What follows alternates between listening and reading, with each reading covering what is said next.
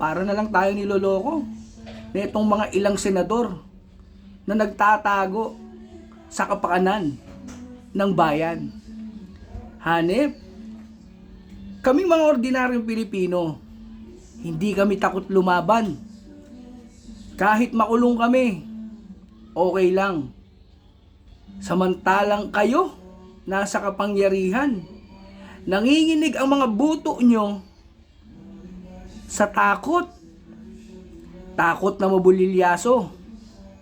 Sa konting pitik, napapaisip.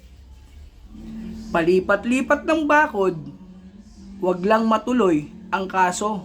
Hanep, pabanal-banal pa tayo, pero takot tayo sa mga demonyo. Nagpaparinig na ba tayo katulad ni Quezon? Susuko kayo? Kung wala kayong ginagawang katarantaduhan, bakit ayaw niyong lumaban?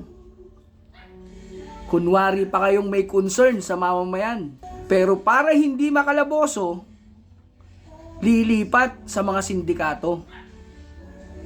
Ginagawa niyong tanga ang bayan. Kaya nga dapat ang mga katulad nyo hindi na binabalik sa pwesto. Bakit nga naman kami aasa ng may pagbabago kung patuloy namang mga balahurang katulad nyo ang naibabalik sa pwesto? Kupal.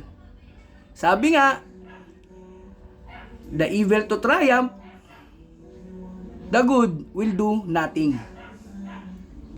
Dahil hindi nyo nga kaya na itago ang inyong mga kalokohan, sasapi na lang sa magnanakaw ng kaban ng bayan. Ingat sa pinagpala